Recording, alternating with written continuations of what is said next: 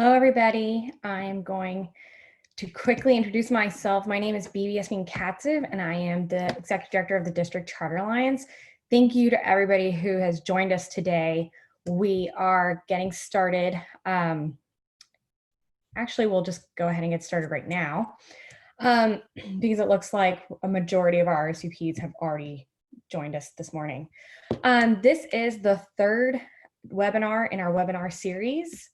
And today's session is going to be about 1882 basics, just to give you kind of an idea of what this week has looked like. On Tuesday, we had a webinar regarding communications. And on yesterday, we had Empower Schools Help Us with our Negotiations and Contracts webinar.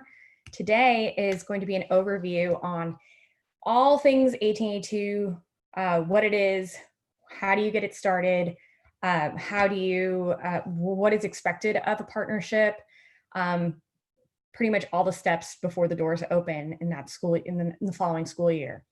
And then tomorrow, we invite you all to join us again for a Q&A session with TEA's Lindsay Denman, who is pretty much the person responsible for all the 1882 ins and outs of TEA, so to speak. She's the one that reads the applications and approves the applications, and she's pretty much the one that everybody kind of goes to when they have a question related to 1882. So please, if you don't have anything else on your calendar, join us tomorrow at 10 a.m. for that. Without further ado, I'm going to go ahead and get jump started and be mindful of everybody's time and dive into Texas partnerships. So just to give you an idea of Texas partnerships, and also I'll stop throughout to try to answer some questions as we go along, but feel free to ask questions throughout the session.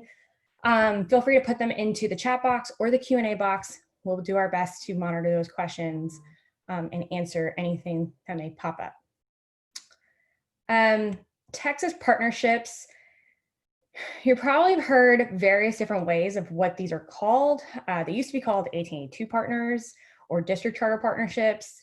It's all pretty much the same thing. Texas partnerships is the specific new way of calling them at TEA. And I'm going to try my best to call them Texas partnerships and not 1882 partners or district charter partners.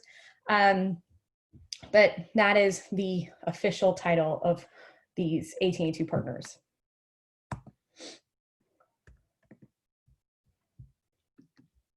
So we're going to talk about a couple of things today.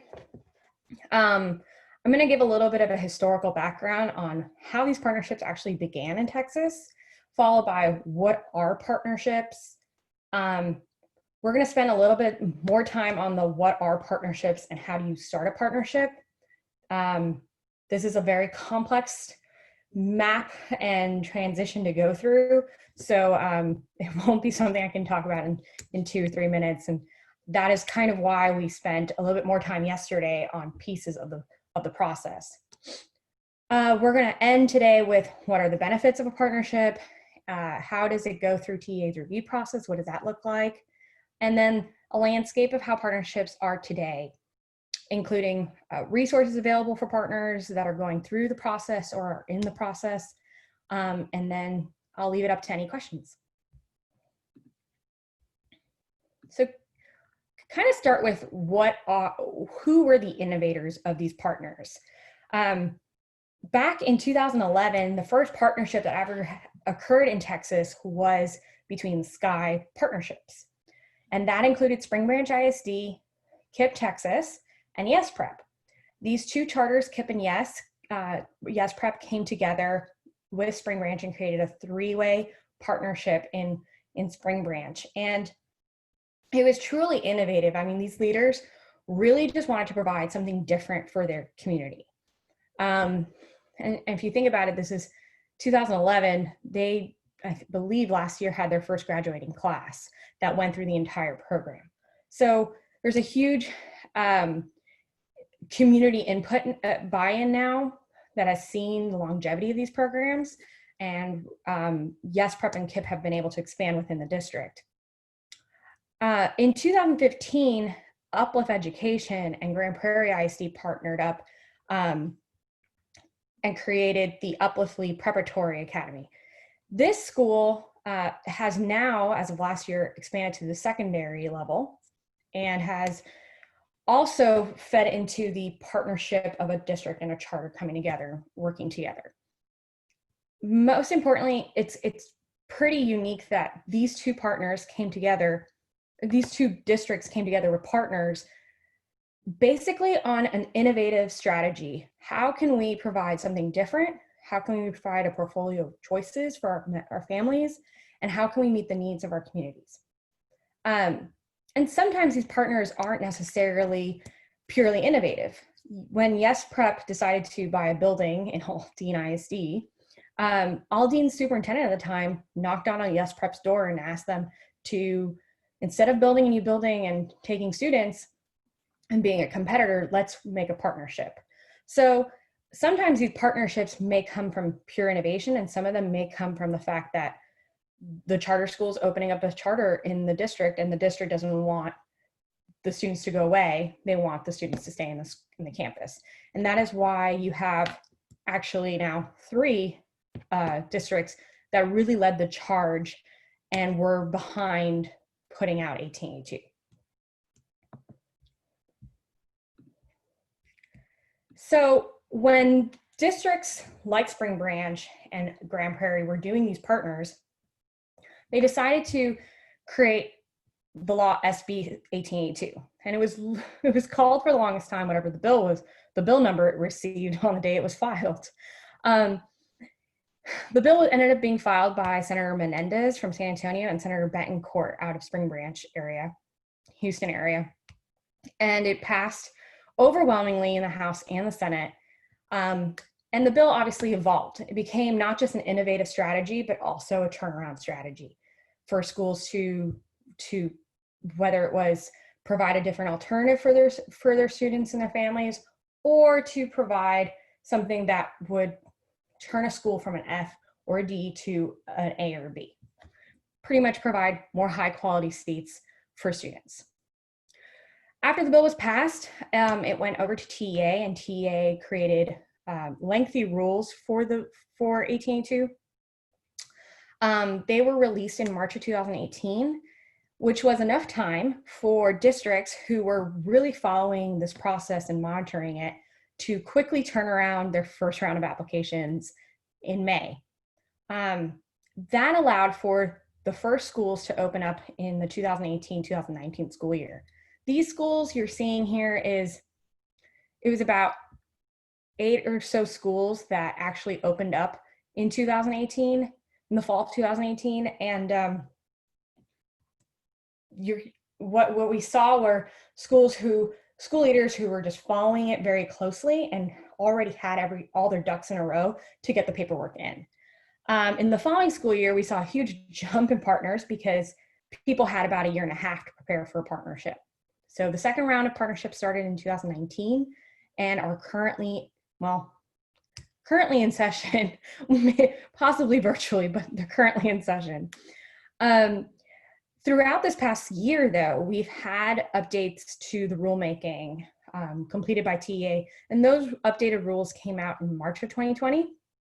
They were supposed to coincide with the application deadlines for the third school year. However, due to COVID, that was somewhat delayed, and third round of applications were actually due last Thursday, I believe, except all these days become a blur at this point. So the third round of applications that were due last month, those schools, if approved, would receive 1882 benefits starting next August. And that is when our next school year starts. So I'm not seeing any questions coming in yet, so I'm just going to keep on going. So our next big chunk is, what are Texas partnerships? Texas partnerships are the district authorizing a quote unquote partner to operate an in-district charter school. And they're not just handing over the keys to the building or handing over students. They are doing so with a performance contract. And this contract holds the partner and the district, obviously legally binding, but in intent of keeping promises within the contract and performance up. Every Texas school district has the authority to authorize an in-district charter. If you're trying to do an 18H partnership, there's a couple of other requirements involved in this process, but regardless, that is the authority. That has technically been the law since before 1882. A partner has the authority to oversee personnel, curriculum, calendars, and assessment, and the key word is sole authority here. And they're also responsible for the district school and the student outcomes. Now, there's a checks and balances system here where the district school board, an elected school board, holds the partners now accountable through the performance contract. So although the district and the partner came into agreement in that performance contract, that elected school board is the one that holds the school board responsible for that performance contract. So if at any event that the partner cannot meet what has been laid out in the partnership, that is when the school board can come in and say, you're out, or you need to improve, or whatever stipulations are in the contract.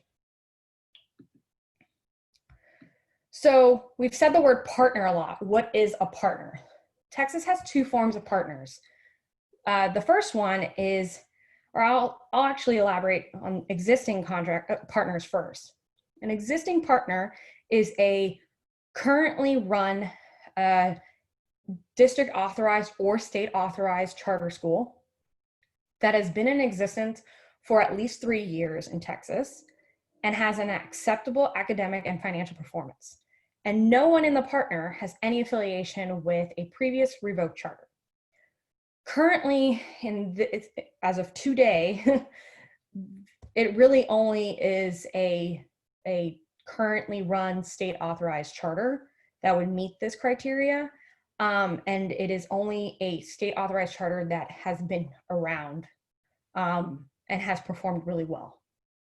Those are partners that are considered existing. New partners, which we are seeing actually a lot of, are existing charter schools with less than 3 years of performance, or out-of-state charters, institutes of higher education, so colleges and universities, government entities that would be like Pre-K for SA is a government entity in this situation, and other nonprofits. Does anybody have any questions about the different kinds of partners that are eligible to be in a Texas partnership? I'm not seeing any, so I'm going to keep going. So now that we know what partners are, what are Texas partnership schools? What are the options?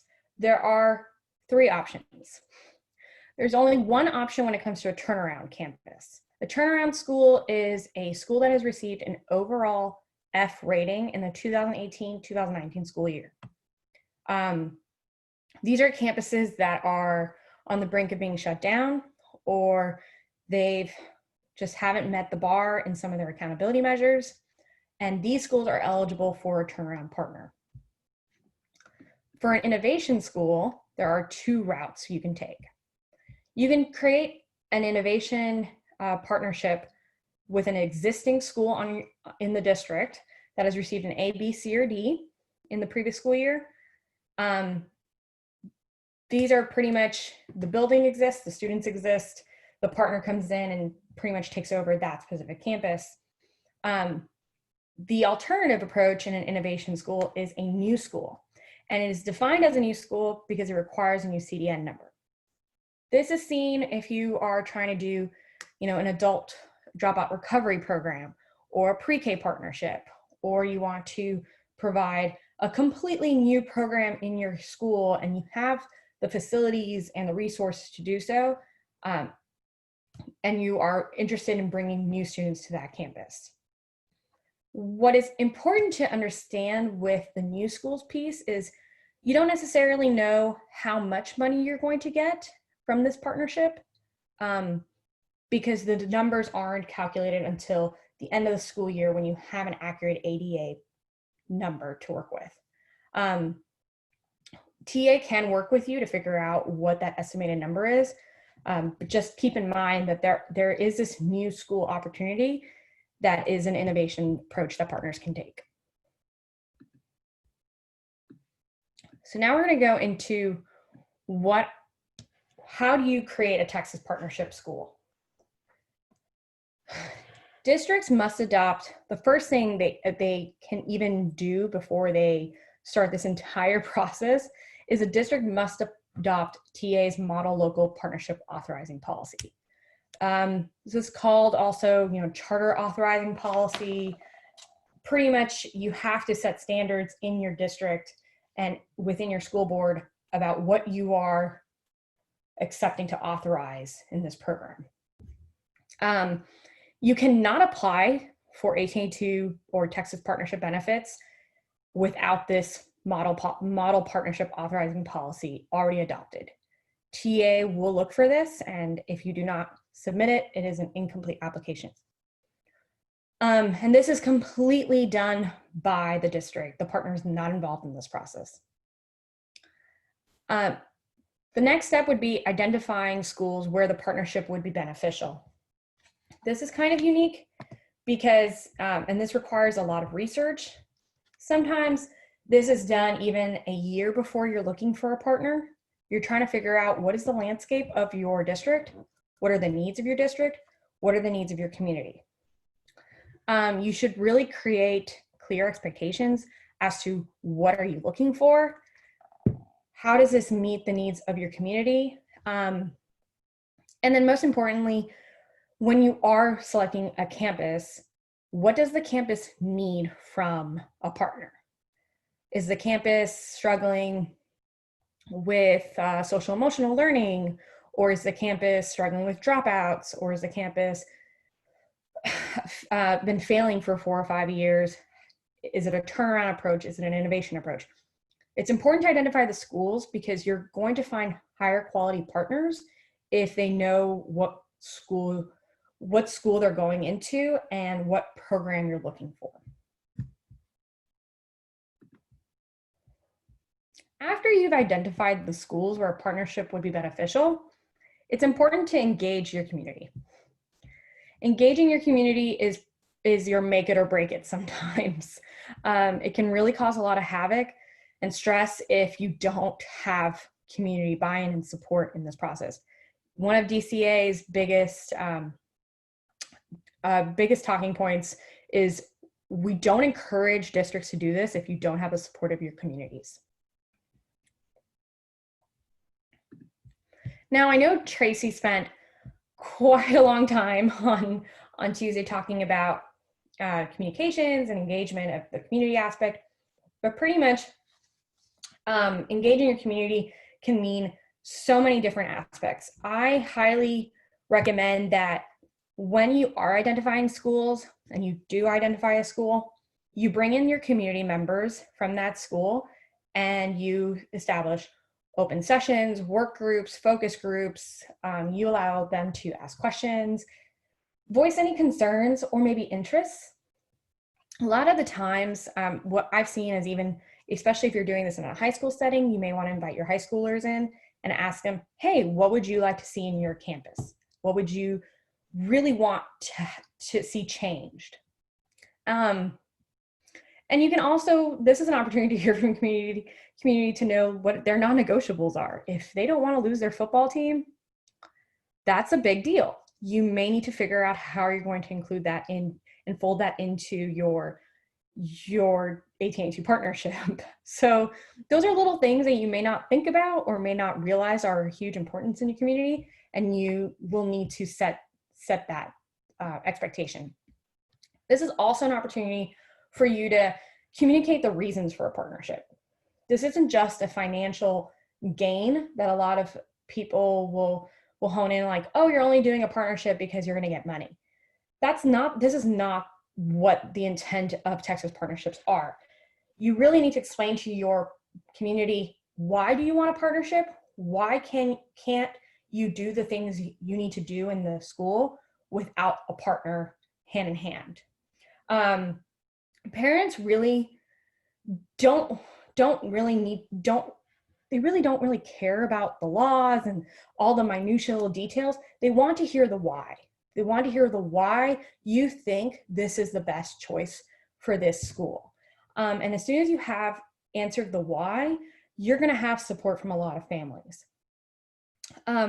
It's also important to include community members throughout the search process, or even if it's in the contract part. You're going to have to figure out what works best for your community. You know, if you have teachers and principals that are engaged and are interested in the process, that is an opportunity to encourage them to be part of, you know, evaluating the application or interviewing or doing capacity interviews with the partners, because that's going to build a better community around the partner and support them coming into the district. Are there any questions regarding engaging a community or anything I've spoken about thus far? I'm not seeing any, so I'm going to move on. So once you've engaged your community, it's important to set expectations. This is a little bit more complex because you're going to have to now take all the research you've done and figure out what are your non-negotiables, what are you looking for, what campus does this impact, what are the demographics of this campus, what are you going to be looking for, pretty much anything that would most likely go into your call for quality schools. After you've set your expectations as a community and as a district, the district will publish a call for quality schools. And a call, unfortunately, is not literally a physical phone call. It is going to be a publication on your website that the district will put up, ideally in the fall. The goal is to put these up in September, October, close it before November or Thanksgiving, so that the district and the partner can start the process of doing a partnership. And these calls are pretty much an invitation for partners to come to the district, apply to be a partner in the district, and ideally run a school in the following year. Calls are very complex. They're not the same in every district, and that there's a reason why we don't want them all to be the same. Every community is different. Every community is looking for a different program or partner, and these calls are very, very specific to that community. Calls can also be for one campus. They can be for an entire system of campuses. They can be for an entire feeder pattern. They can be for multiple different areas. So you're not seeing, 5 different calls. It's just one specific one. And then the partner will be able to see in that call which school best fits the needs of that district. The call usually includes roles and responsibility of what the partner must abide by, any non-negotiables from the district's perspective, anything related to the specific school. What school is it? What's the demographic of the school? What kind of partner are you looking for in the school? Are you looking for a STEM partner? Are you looking for an IB partner? That's going to be identified in the call. It's also going to let you know what the community needs for the school are, funds for the program, and possibly how much the partner would receive in doing a partnership may even be included in the call, and then the evaluation of the application. This is a perfect opportunity for partners to pretty much, it's almost like a dating profile, for lack of a better word. It's an opportunity for the district partner, for the partners to look and feel the district out and see, do they meet the criteria of the call? Are they a STEM program? Are they a dropout recovery? Are they a pre-K partner? Is that something you are looking for? So all of these things are just helping the district narrow down their search, because believe me, there are a lot of partners in Texas. That doesn't mean the district needs to interview all the partners. They really need to find and narrow down a specific partner for them.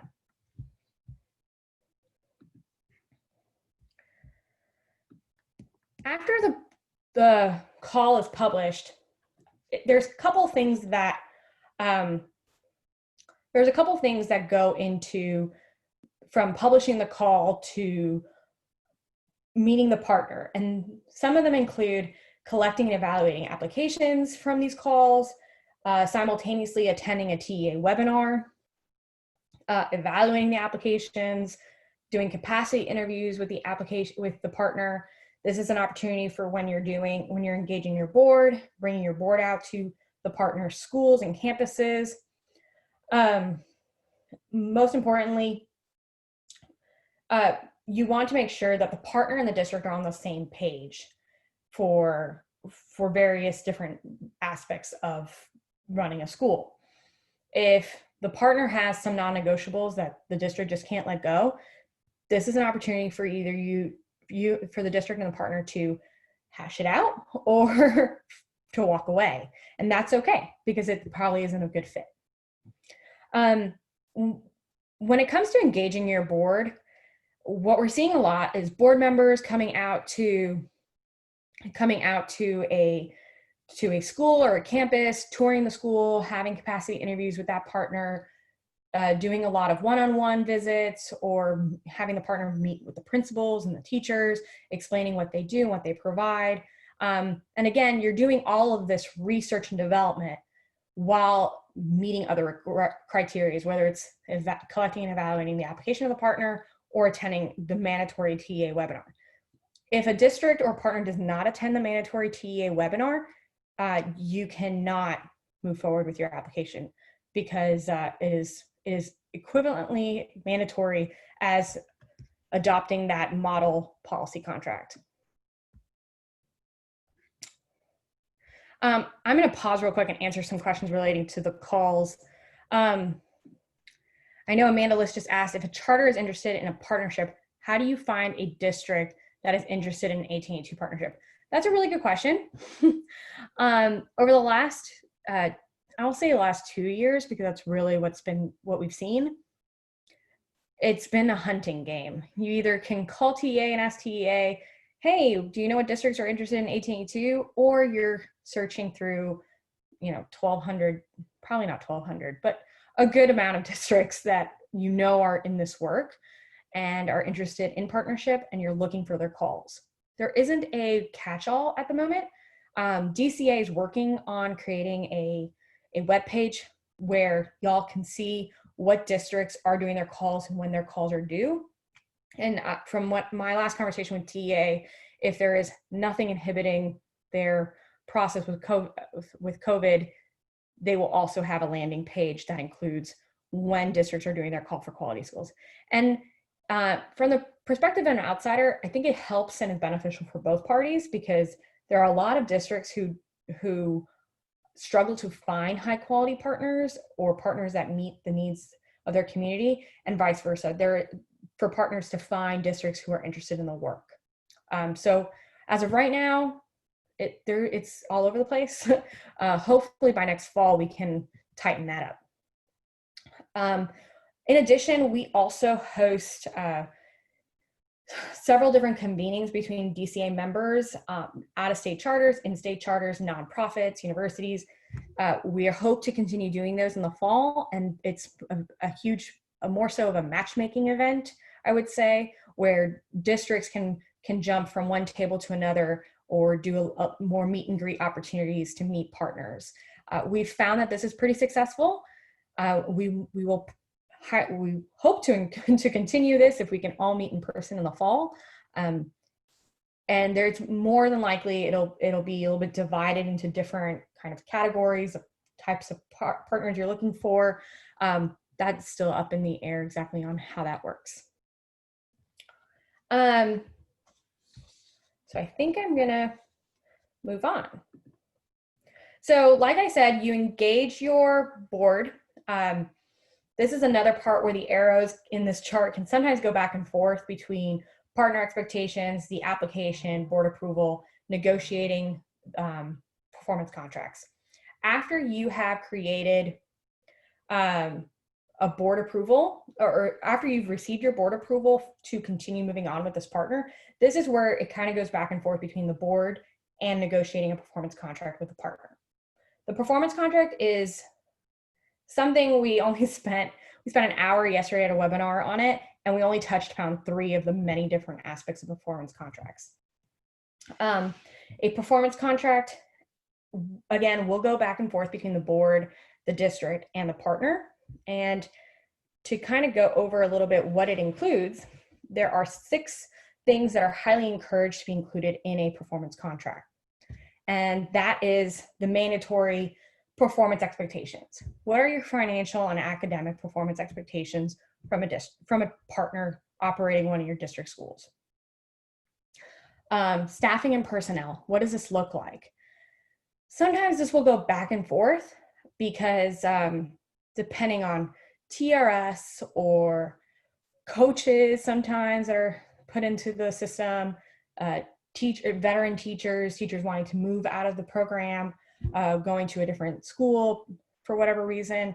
This is where, hiring, firing, the partner technically has sole authority, but the partner can also say, we'd like to keep our teachers, for 1 year on your TRS system, and in the following year, they'll be on our TRS system. We see this a lot. That's totally acceptable. It's whatever the partner ultimately agrees to. Other things are operations, and this can be everything from busing to cafeteria services to custodial services. Who's paying for, are you renting the building? Are you not renting the building? Little things like that. These are part of the operations. Engaging your community is also encouraged to be put into the performance contract. However, it's one of the things that is not required. In addition, academic model and curriculum is mandatory in a performance contract. What is the model? What curriculum are you using? What are you following? This is going to be more tight. This is a tighter thing you're going to see when it comes to specific programs that provide, STEM or adult recovery, pre-K, stuff like that. And then one of the most trickiest subjects that are in a performance contract is money. It makes everybody act a little bit crazy, but it is one of the make it or break it's in a performance contract. TEA has said that it requires reasonable payment. There is no definition of what reasonable payment is. That is something that it pretty much is saying you can't pay the partner $1. That does not work. You have to pay them something that reasonably would allow them to keep the lights on and actually run the school successfully. Because the last thing you want to do is set the partner up for failure without reasonable pay.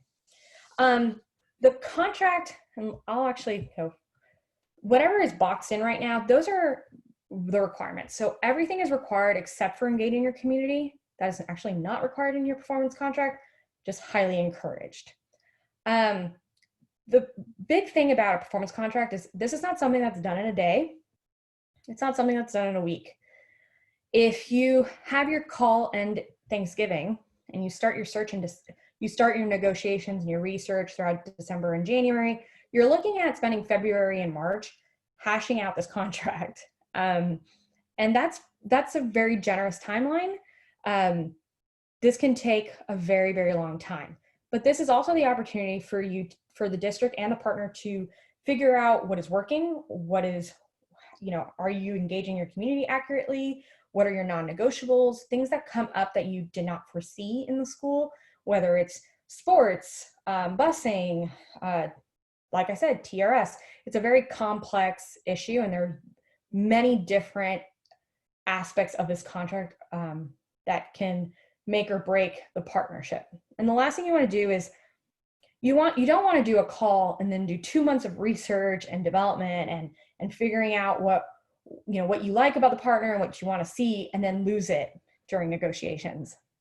But again, very, very tricky, very complex, but it's going to help you figure out also the littlest and the biggest things that go into a partnership. And I know I kind of didn't spend a lot of time on performance contract on purpose because we spent an hour yesterday on this, but happy to connect with anybody offline to dive deeper into any of these subject areas or find you an expert in these subject areas. Be very honest, contracts are not my fan, but Alyssa yesterday loved them and she geeked out on them hard, and she is a great resource as well in contracts. So let's say you have negotiated your contract, you have gotten your board approval, you have signed and dotted your I's and T's, everything is ready to go. The next big step is submitting a benefit application to TEA. This is, sounds easy, but requires a lot of things. So why even bother submitting an application to TEA? There are, in my opinion, 3 reasons for benefits in a Texas partnership. The number 1 reason is you have an opportunity in your district and even as a partner to create a new school, to replicate a great school, or to restart a low performing school. Hitting a refresh button or just hitting an opportunity to start something new and creative in your community is, it's an opportunity to just grow and be more successful serving students in your program. It's also, the second big benefit is a district may receive additional state funding. Now, it can vary in the amount of money you're going to get per student. TA has provided a benefits calculator to help districts figure out how much more additional dollars you're going to get. If the calculator is a little too much to understand, DCA can provide also the exact dollar amount you're going to get per student. Just let us know what school you're looking at to do a partnership, and we'll help you get that number. And then the last but not least, if you're doing a turnaround school, you do receive an additional benefit, and that is a 2-year exemption from accountability interventions. So if you are at your 3rd year of an F on a campus, even the partner starts on year 4 and 5, you have a pause, and then the clock starts again on year 6. So this is a great opportunity to just hit the restart button, have a new partner come in, work their magic, do whatever they think is going to do the job, and start it all over again. So now that you know what the benefits are, now you see why you should turn in an application. There are 4 things that are required in submitting your application. And those 4 things are, you need to submit the completed benefit application itself. You need to also submit that local partnership authorizing policy. That first step, that first red box you saw on the screen, that is also required here. In addition, you have to submit the local campus partner application and its evaluation form. So whatever was submitted for your call for quality schools, you want to make sure that that application they submitted and the evaluation is included in the application. And last but not least, the partnership performance contract is also included in submission. Although not stated necessarily, part of this part of the application includes attending the webinar as well, but it's not necessarily something you kind of have proof to turn in. TA just keeps track of that. Now, although you turn in all 4 of those pieces, it's a little bit different. TA is just checking off to see if you turned it in. They're actually only going to evaluate certain pieces of the application, or of the packet, I would like to say. So if you're an existing Texas partner, those were the existing charter schools in Texas. What is required of them to submit, or what they're required to submit everything, but what is being evaluated by TA is only the performance contract between the partner and the district. If you're not one of those existing charter schools in Texas with 3 years, proven track record, et cetera, you are lumped into the new Texas partners. Of the 4 documents that you must turn in, only 3 are actually going to be evaluated, and that is the benefits application, the partner application and evaluation form by the district, and the performance contract. So it really depends what kind of partner you are and what you're providing. Not everything is necessarily evaluated, but you regardless must turn it in. It's also important to know that it doesn't matter what kind of partner you are, whether you're an existing Texas partner or a new partner, Everyone's required to attend that webinar. That is done in December and January. And everybody's required to go through the process equally. Everybody must participate in the call. Everybody must submit an application. Everyone must have that application evaluated. All boards must approve it. It doesn't really matter what kind of partner you are. I'm actually going to pause. Any questions related to the benefit application or anything I've talked about before?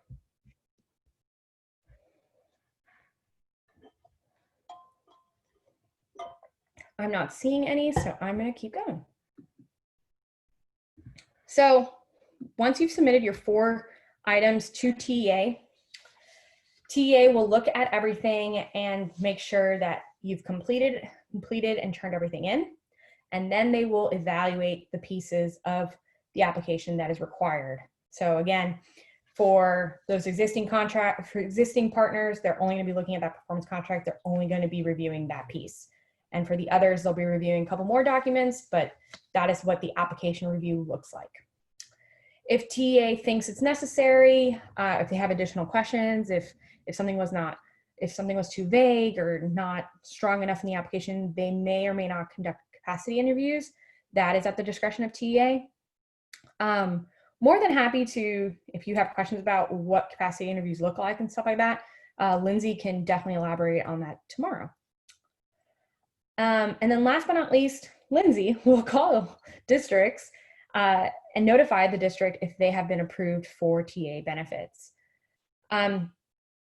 Depending on when you turn in your application, I know many districts this past 2 months, some of them turned it in March, some of them turned it in early April, some of them waited till Thursday. That's totally okay. It may depend on when you're getting that approval notification. Eventually, once they're all approved, TA will obviously send out a notification of which ones were approved and stuff like that. TA may also use that opportunity, when they're doing capacity interviews or notifying you, is ask additional questions, but maybe it may require the district to ask for a waiver or ask the district to turn in additional documents. This can delay your approval process, especially with the whole COVID situation. We've now been delayed a little bit further along, but regardless, TA will really work with districts to try to figure out how they can help and support them to get them approved and get started before fall. So once TA notifies you and tells you you're good to go, you can start your partnership school. It sounds pretty easy, but as you can tell, this process, if you started in September, can take until April for you to turn it all into TEA and kind of just wait. This year, although we're about a month behind what we would have seen in a timeline, you can tell that this is really a very fast approach if you think about it, but also very time consuming. A lot of districts will rely on a specific person in the district to handle all of these things, whether, if you're a rural school district with, only 2 or 3 schools, this may be something that the superintendent and the CFO are the ones that they handle, or sometimes the superintendent is a CFO. For larger school districts, we're seeing chief transformation officers, chief innovation officers. These are district leaders who handle the entire process from the beginning to the end. Some of them even have designated offices that deal with all these paperworks, managing also, once the school is opened and operated by a partner, these are also the leaders who manage the entire school in itself, or manage at least the district. The partner operating the district school. So I'm just going to jump into Texas partnerships today.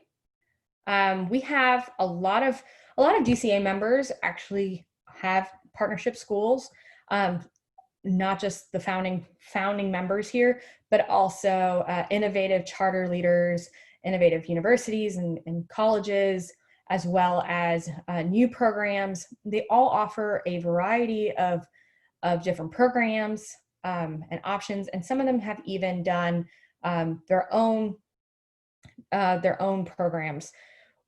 Right now, we have about 18 districts doing district charter partnerships or Texas partnerships.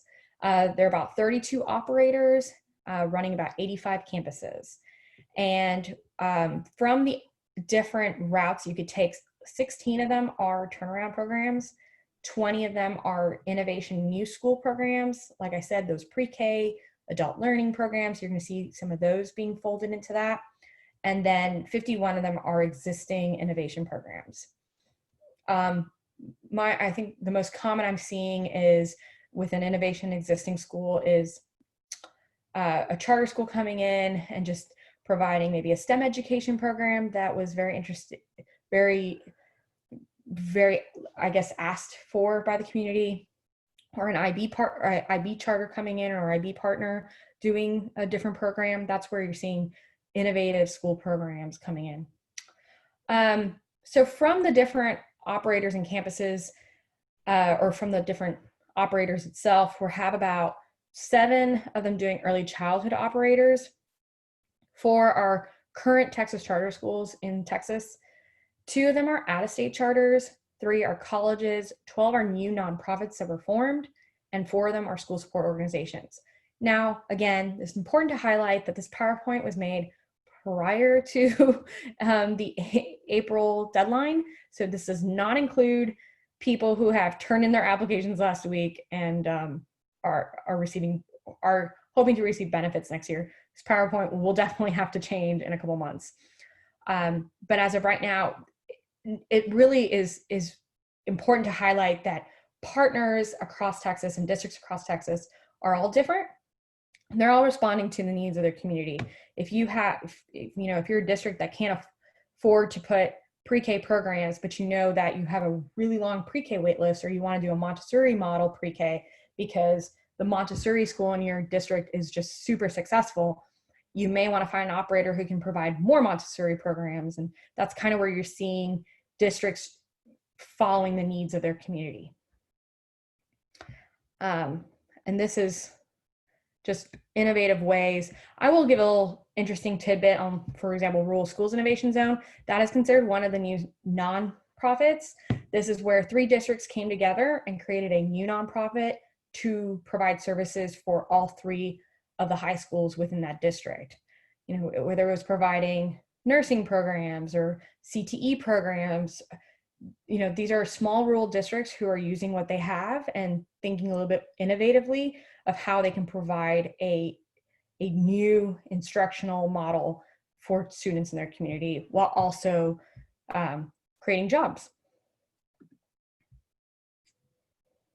So some resources we have available. I'm going to highlight first TEA's resources. TEA has a great website, texaspartnerships.org. It includes the application itself that you need to turn in, evaluation forms that you can use, guidelines, interesting ways on how to do a call for quality schools, the benefits calculator, the webinar on the new rules, a copy of the new rules, instructions on how to kind of get everything. Most importantly, they highly encourage districts to use their model contracts. Again, this is a guideline, not a requirement. The model contract, I think people like to use it as a starting step. And if it keeps working for the district, move forward. If not, you need to make tweaks to the contract wherever necessary. And in addition to the website, TA responds really, really well. They always answer your questions. They may take more than 24 hours, especially due to COVID, but they will always be there as a resource, and they're really interested in helping people. Especially if you're a district and you're looking for a specific partner and you have no idea where to find these partners, this is an opportunity to just call TA and ask them what they have or what resources can they share if they've heard of a partner interested in this work. In addition, I'll give a shout out to the work we do. DCA has produced, we have a website, texasdca.org, and on our website, we do have an FAQ on partnerships. We will be linking some of these webinars on our partnerships on our website. We provide extensive amount of communication support. If you've heard from Tracy on Tuesday, she is a gem, knows communications back and forth. If you need to put out an op-ed, if you're kind of hitting some roadblocks in your community, you need help tackling moms, this is where Tracy can really provide substantial support, especially if you're struggling with the communications piece. We do help districts placing op-eds, FAQs, etc. We provide a lot of support in that realm. And most importantly, we provide a lot of professional development when it comes to communications. If you've onboarded a new comms director and you really need to help in educating them about what 1882 is or how to talk about 1882, this is, we're a great resource. In addition, we do provide networking opportunities for our members. Like I said earlier in the session, earlier in the webinar, we do provide one-on-one matchmaking. We did receive a call from a district, actually saying, hey, we're looking for a STEM charter school. And I haven't been able to find one, and I want to find a Texas STEM charter school. Well, I knew a STEM charter school in our district in our charter profile from our membership, and I quickly called them up and said, are you interested in this? And we do provide, that obviously is the most recent example, but we do provide our members with that one-on-one connection. In addition, we like to bring out-of-state charters, our nonprofit partners, our universities, and our in-state charters together to meet districts and do a matchmaking event. Sometimes it is in collaboration with the Texas Public Charter Schools Association, sometimes with TEA. We will be kicking that off again in the fall, like I said, so we do provide extensive amount of networking opportunities for them. In addition, we do host quarterly meetings, and that is a great opportunity for you to meet different members, different districts, learn from them, see what they're doing differently, how they've improved or not improved, how they've gotten over roadblock. And the intent of some of these webinars is to talk about those roadblocks and how those districts kind of get over them. Most recently, we also provide professional development for our members. Most recently, we went to Denver with about 40 of our 40 individuals in our membership and toured 3 different charter schools, learned about how Denver does partnerships. Denver's been doing partnerships for a lot longer than Texas, and they have a lot of expertise that we were able to take from. And last but not least, we provide extensive advocacy and consulting support. Our lobbyists and advocates from DCA are extremely helpful. They advise our districts on topics related to 18.2 and just in general education, and they are true experts in the field.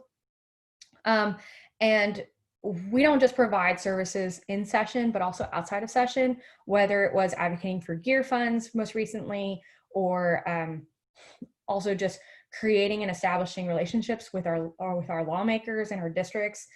Sometimes when there's a hiccup in the engagement of the community piece, or you're seeing newspapers attacking the district, we like to come in and help and at least educate the lawmaker and explain, hey, this is what's really going on in the district and the partner. This is the actual situation that's going on, not what you're hearing from in rumors and et cetera. And most importantly, I would say we are very strong in advocating to defend 1882 throughout session. And during the interim, if it pops up, whether it's SB 1882 rulemaking process that happened most recently, et cetera.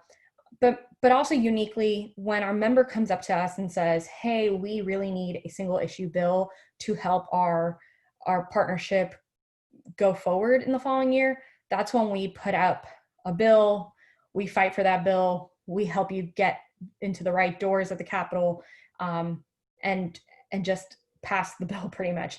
Last year, we did have 2 single issue bills for our members, and both of them passed and have allowed for partnerships to either get benefits or open their doors in the fall.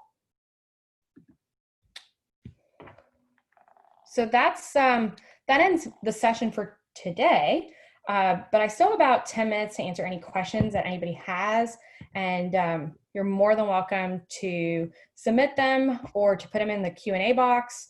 I don't see any questions in the Q&A box, so I'm just going to assume y'all will just submit questions in the chat box.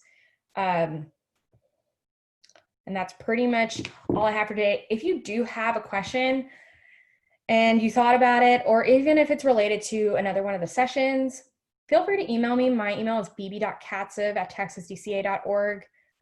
Many of you even have my cell phone number. Feel free to just text me. I try to respond as quickly as possible.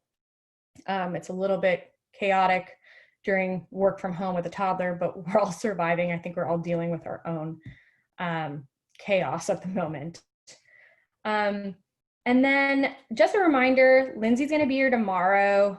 We're going to be hosting a webinar with her, and this is a great opportunity. If you have a question for Lindsay, you're more than welcome to submit it beforehand. You're more than welcome to just submit it the day of or during the webinar. I'll be happy to answer any questions throughout that, whether they're for me or for her.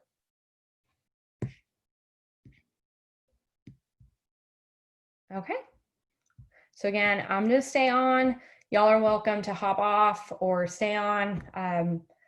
And that's pretty much it. Thank you so much for everybody for joining us today. I hope we were able to answer any or clarify any questions for you, especially if you're a new partner or a new staff member in your district.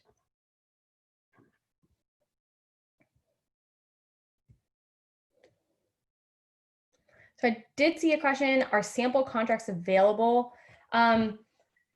They're not necessarily available on the TA website, and then by sample contracts, I'll say contracts that have already been submitted and approved, etc.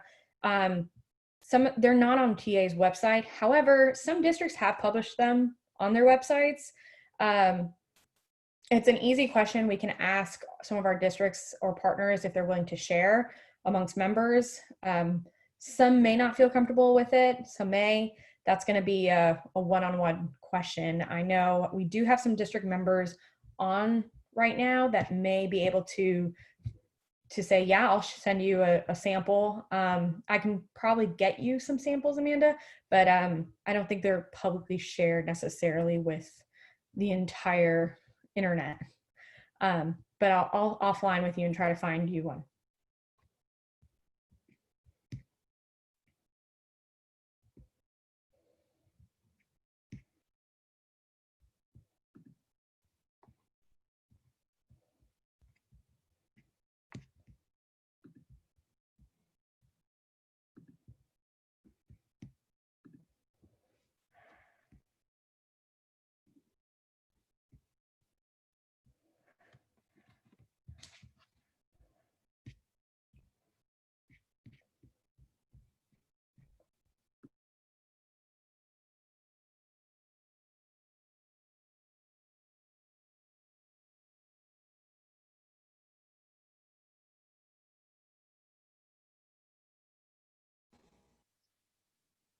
Hey, BB, it's Tracy. I had put a comment or just a question in the chat box, just asking about the call for quality schools. Can you hear me?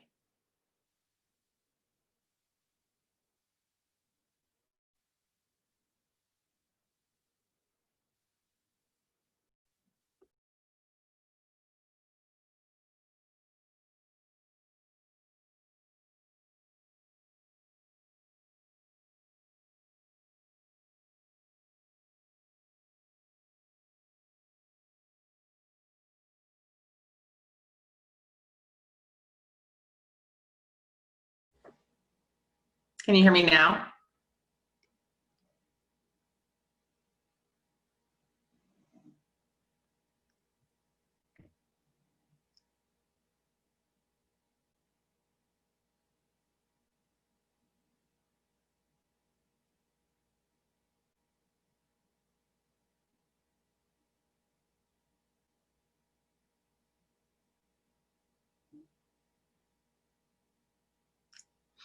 Can you hear me? So I had a question about the call for quality schools, about schools posting it on their website. Can they do other, sort of other methods to try and attract attention? Or, I mean, have there ever been others that they've done, or should it really be sort of a one-on-one process anyway? I haven't seen anything. I've the most traditional sense is posting it on their website. Um, on very rare occasions, I've seen even a board announce it. But really, it's on their website. It's posted, and honestly, it's a treasure hunt for that information.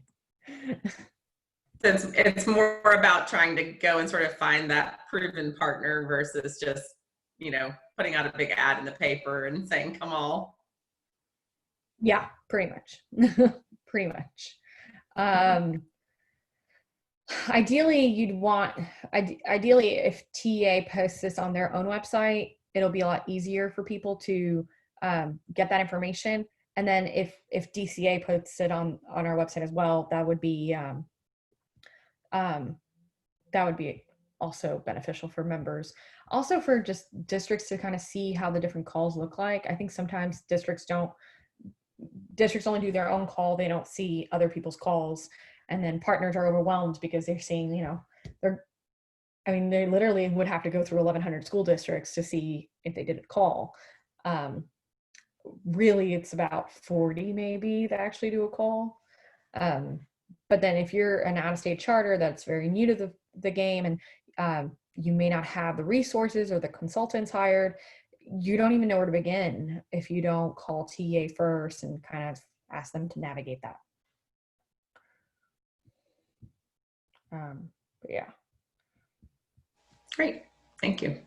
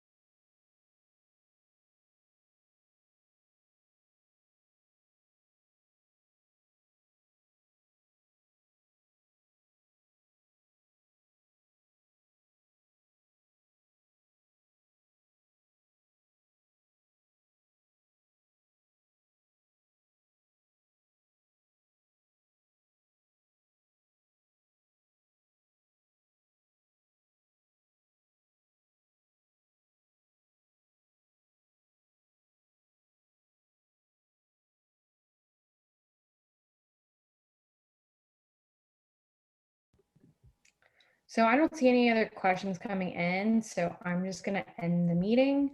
Thank you again for anybody who's still on the line for joining us today. And again, we will share this webinar with everybody later on, including our PowerPoint. Thanks.